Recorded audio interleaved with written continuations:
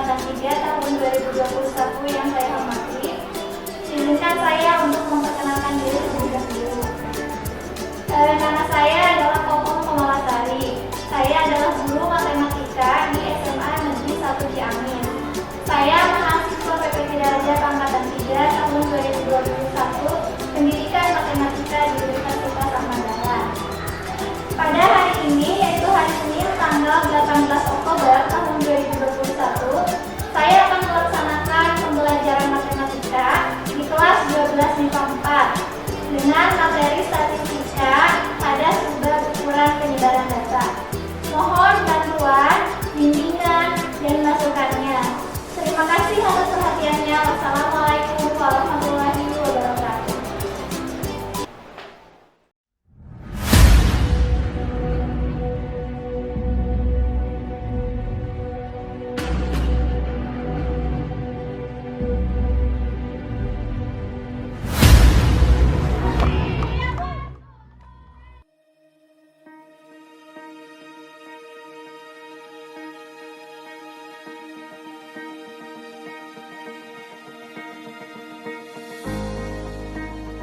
SMA Negeri 1 Ciamis adalah salah satu dari sekian banyak sekolah menengah atas yang berada di Kabupaten Ciamis. Beralamat di Jalan Gunung Galuh nomor 37 Ciamis.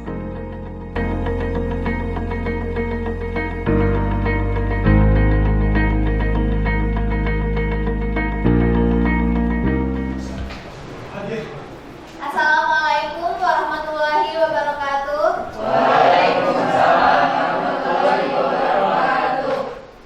Apa kabar hari ini? Baik. Alhamdulillah ya. Nah, alhamdulillah pada hari ini, hari Senin tanggal 18 Oktober tahun 2021, kita dapat bertemu kembali ya di pembelajaran matematika wajib ya dengan Ibu.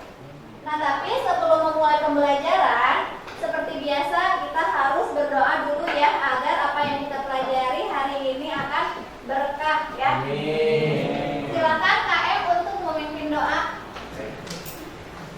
Sebelum memulai belajar, alangkah baiknya kita memulainya dengan berdoa.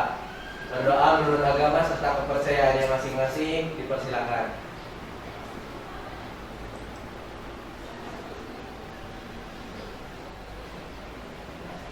Berdoa selesai. Ya, terima kasih Raihan. Nah, sekarang Ibu akan mengecek kehadiran dulu ya sebelum memulai pelajaran.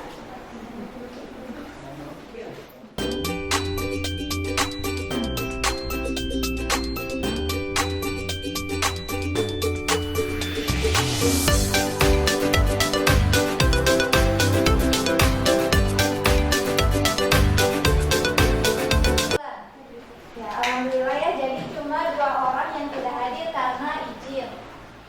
Nah, biar lebih semangat, kita harus menumbuhkan jiwa nasionalis untuk semakin mencintai bangsa Indonesia.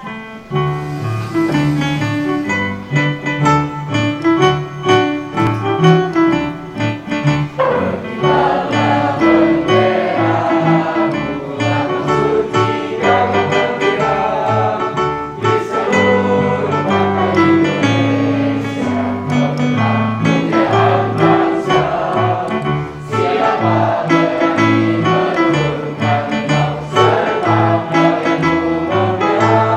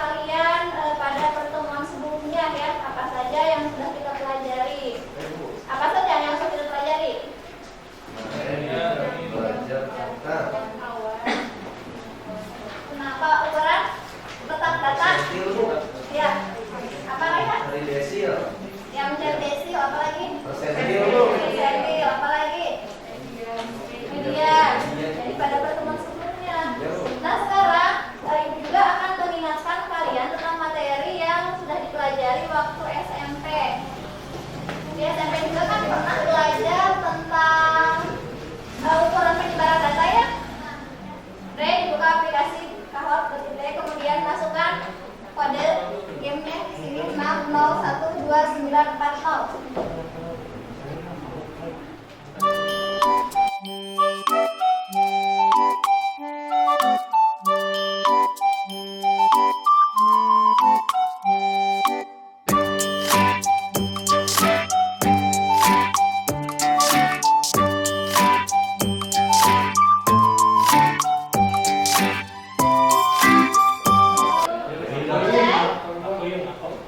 Oke ya. Dadah. Tinggalkan dulu saja. Maaf ya. Maaf ya. Soalnya lihat di depan. Soalnya di depan.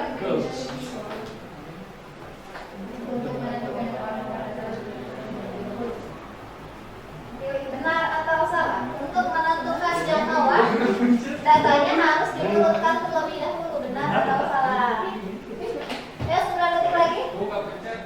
Iya. Yes, bener, James.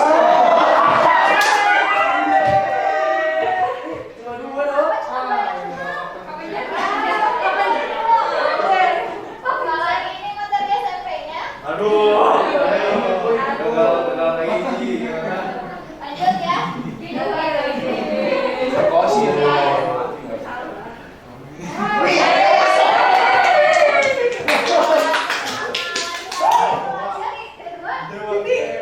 Mana Ade?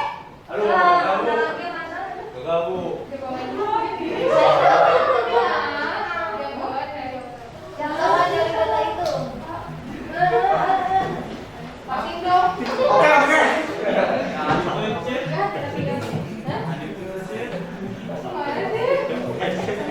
Ini salah. Aduh, aku salah.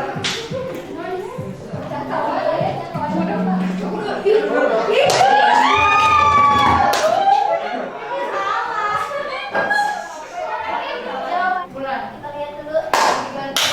Ketiga. Bangga Bu. Alah, James. Sekarang siapa yang pertama? Menarik, KF, dari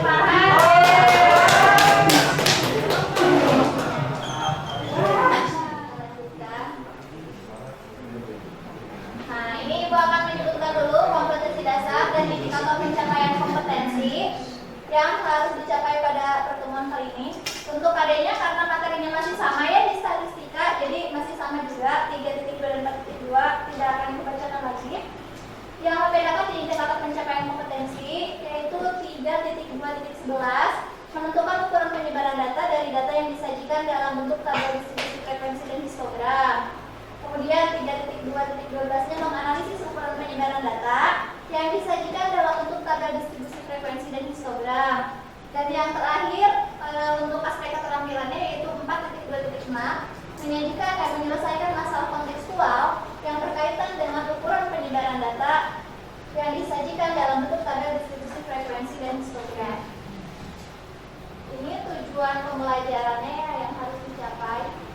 Ada 3, ini disesuaikan dengan tadi indikator pencapaian kompetensinya. Kemudian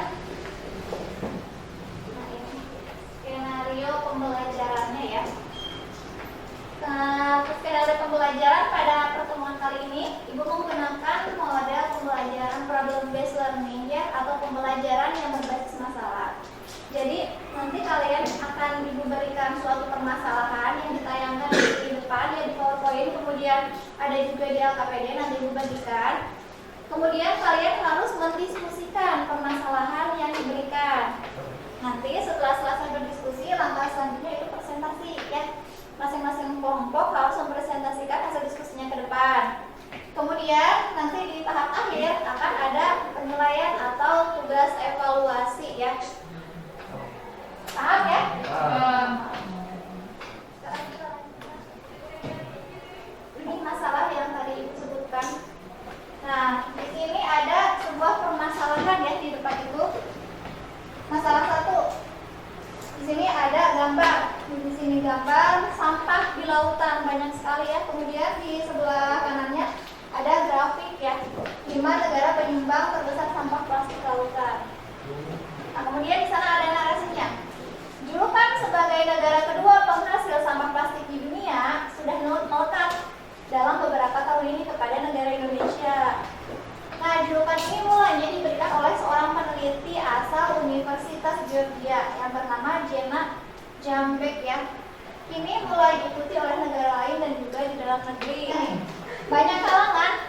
menyebutkan bahwa produksi sampah di Indonesia itu hanya bisa dikalahkan oleh negara Tiongkok karena Tiongkok itu menduduki peringkat pertama ya.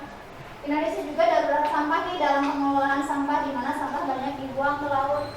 Harusnya diolah dulu. Ada kan di PLH apa yang 3R itu recycle ya, pengolahan sampah. Nah, berikut adalah grafik batang yang menjelaskan tentang 5 negara penyumbang sampah terbesar di kelautan. Di sini, ini ada grafiknya di sini.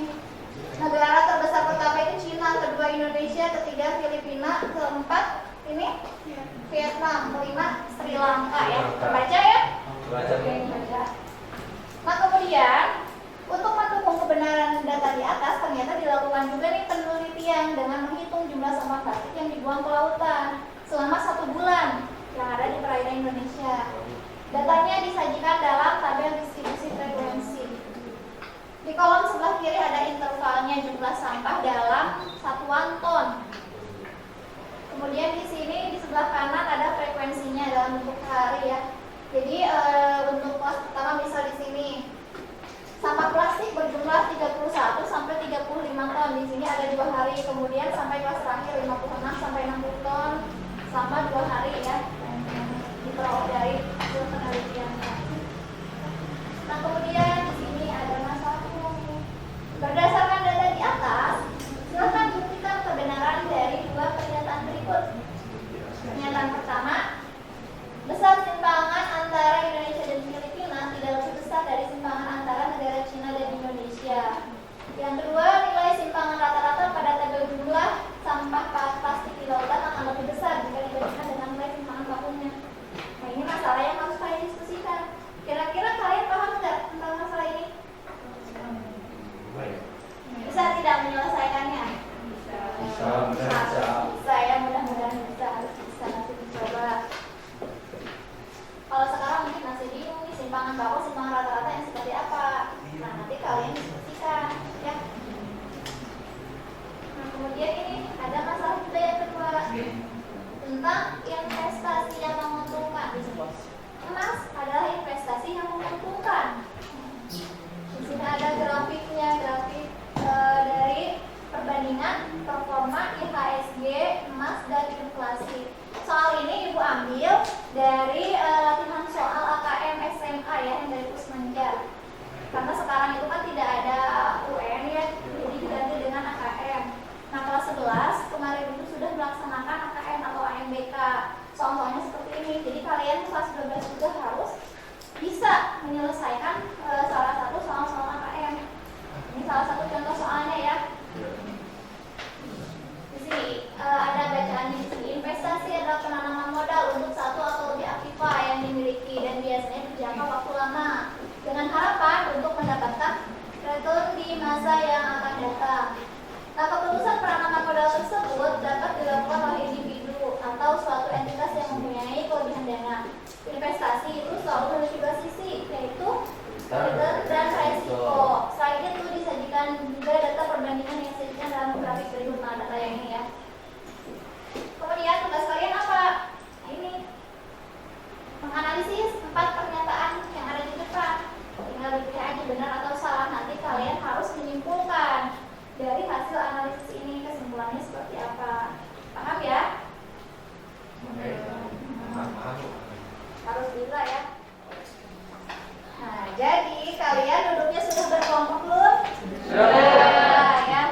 Kelompoknya ada 4 orang ya. Ada 4 kelompok yang masing-masing terdiri dari 4 orang. Sekarang waktunya untuk diskusi. Ibu akan membagikan ini bahan ajar dan LKPD-nya ya. Untuk masing-masing kelompok. Bahan ajar kalian gunakan untuk mencari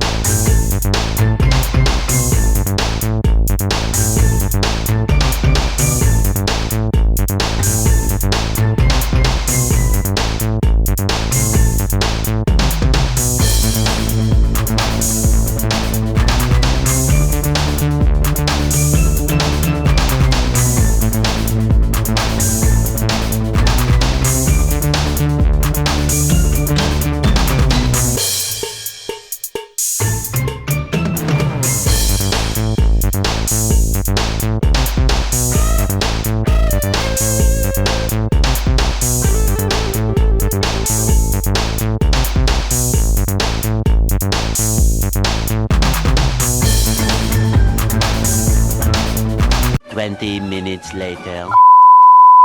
Pak, kelompok satu dulu ke depan. Materialnya udah? Ya, Tok, silakan ke depan. Ya, assalamualaikum warahmatullahi wabarakatuh. Waalaikumsalam warahmatullahi wabarakatuh. Jadi kami dari kelompok 1 dan kami berdiri di sini bersama-sama akan menjelaskan mengenai masalah pada nomor 1. Untuk membuktikan pernyataan pertama, tuliskan informasi yang didapatkan dari grafik di atas. Diketahui jumlah sampah plastik Indonesia 187,2 juta ton. Jumlah sampah plastik Cina 262,9 juta ton. Jumlah sampah plastik Filipina 83,4 juta ton. Maka simpangan Indonesia dan Filipina 187,2 dikurangi 83,4 sama dengan 103,8. Simpangan Cina dan Indonesia 262,9 dikurangi 187,2 sama dengan 75,7.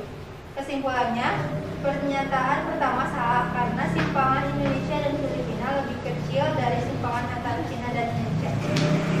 Terima kasih.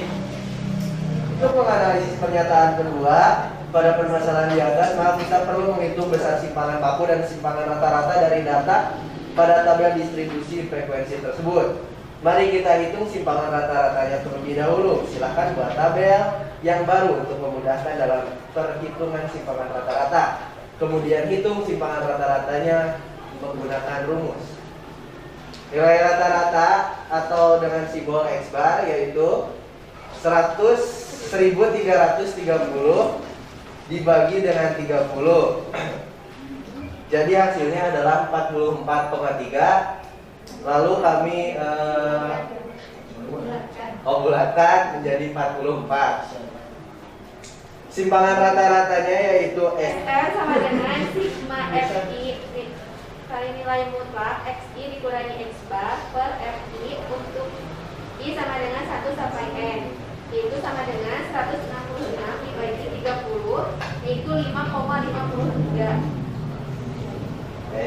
Seperti itu jawaban nomor 2, teman-teman sekalian. Untuk nomor 3, mari selanjutnya kita hitung simpangan bakunya. Silakan buat tabel yang baru untuk memudahkan dalam perhitungan simpangan baku.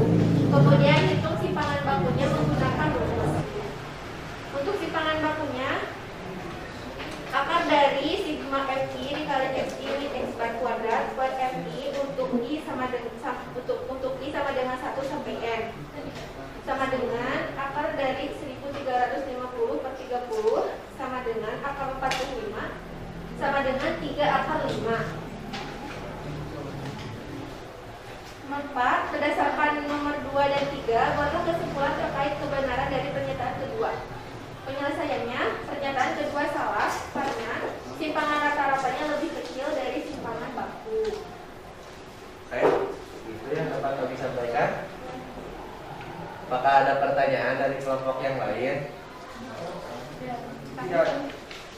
Tidak ada. Mungkin kalau tidak ada, kami tutup sampai di sini saja. Terima kasih. Wassalamualaikum warahmatullahi wabarakatuh. Jadi untuk masalah yang pertama tadi kan ada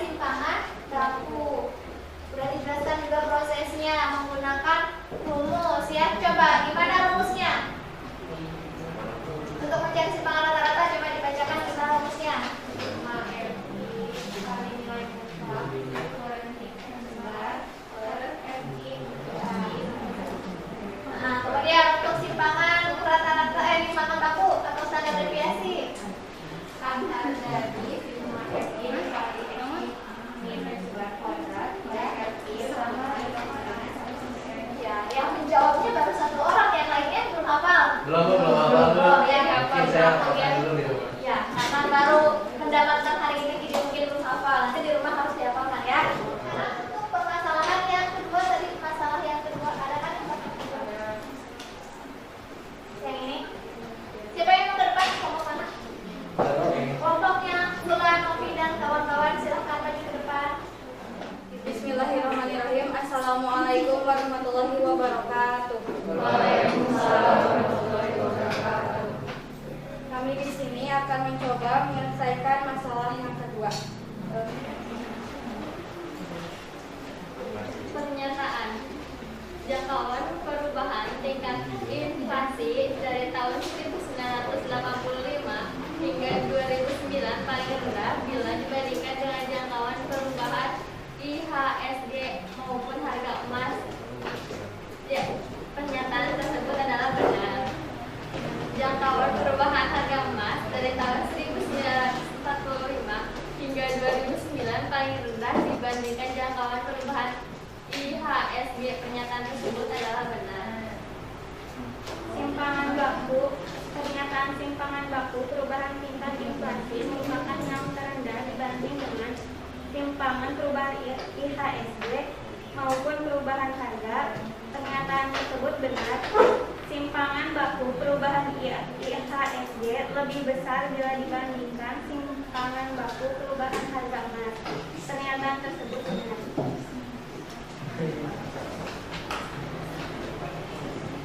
Setelah menganalisis grafik perbandingan performa IHSG, emas dan inflasi pada tahun 1985 sampai 2010, kami menyatakan bahwa semua pernyataan adalah benar.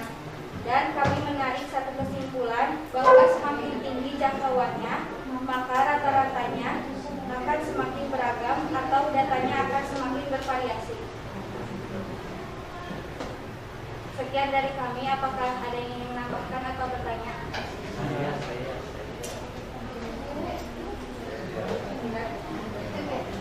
Tidak ada.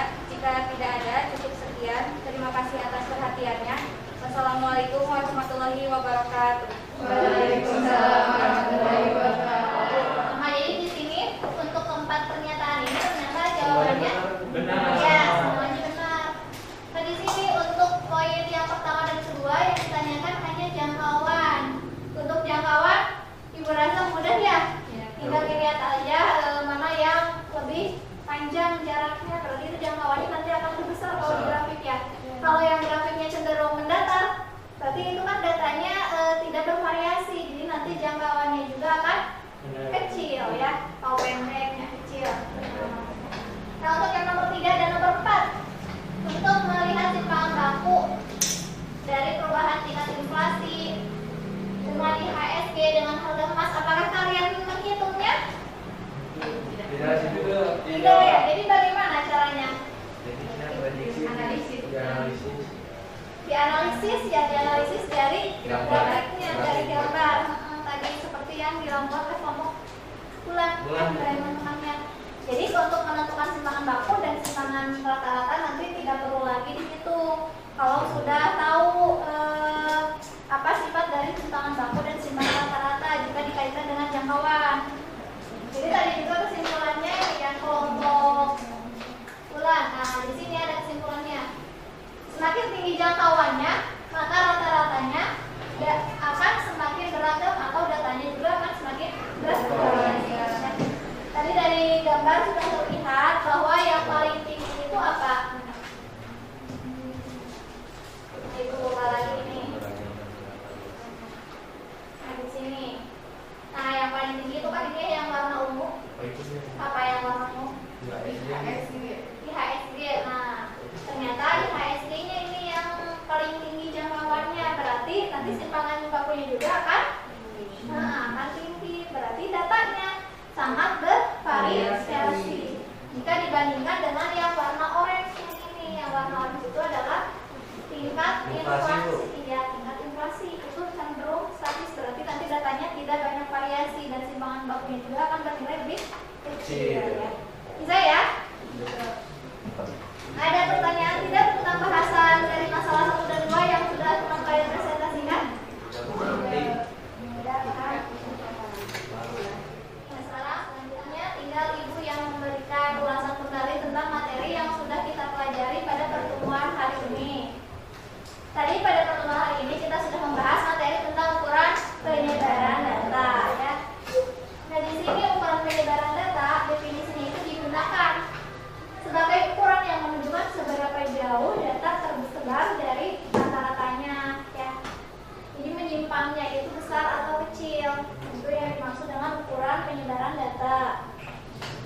Kalau datanya bervariasi berarti kan nanti semakin dekat dengan nilai rata-rata, maka nilai simpangannya juga akan makin kecil ya, yang tadi sudah disebutkan.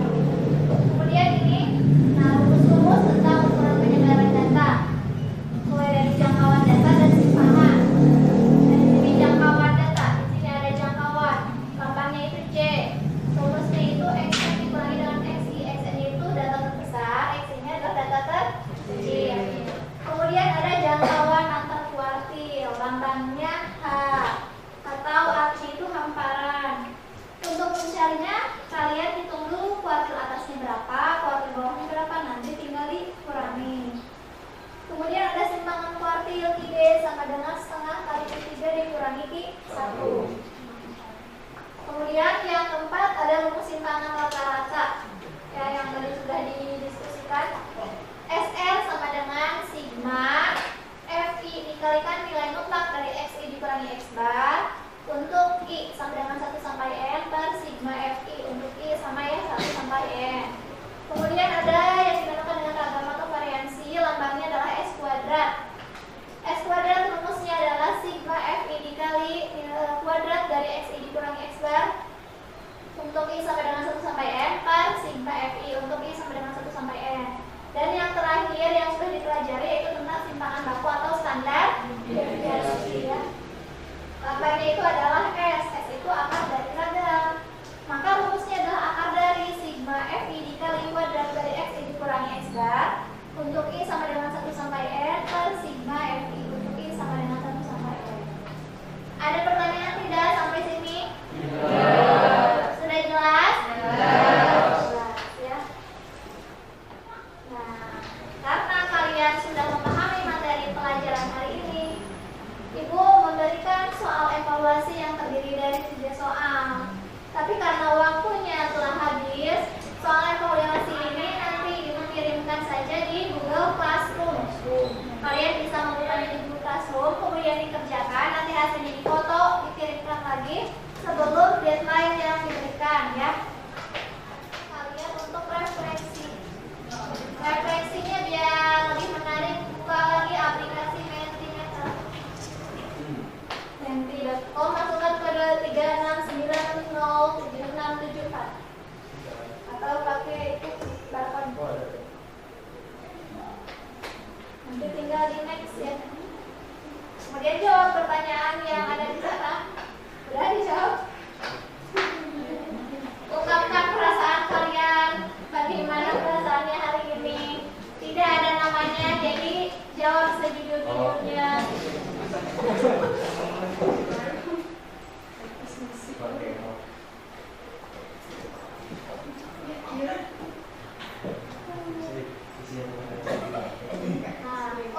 Ada yang menjawab. Bagaimana perasaan kalian setelah mengikuti pelajaran hari ini? Emosi. Paling besar itu senang. Bahagia, senang banget, seru. Artinya senang yang paling banyak menjawab. Ada yang menjawab emosi, ya gitu, keren banget ya gitu. Mendapat pencerahan. Tadinya gelap gitu ya. Akhirnya sudah banyak lampu. Apalagi lelah, boring, ada yang boring. Gak apa jujur berarti. Tapi campur aduk senang dan gembira. Biasa aja. Biasa aja. Makin banyak yang jawab.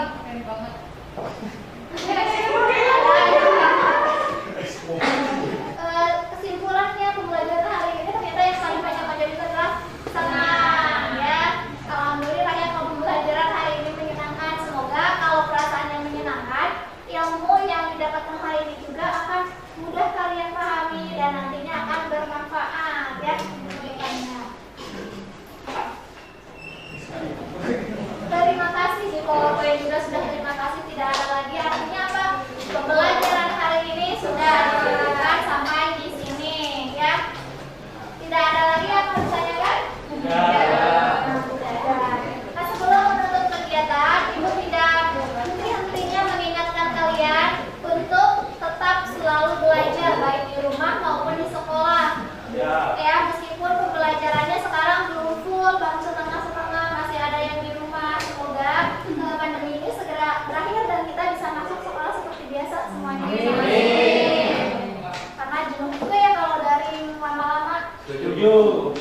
Nah,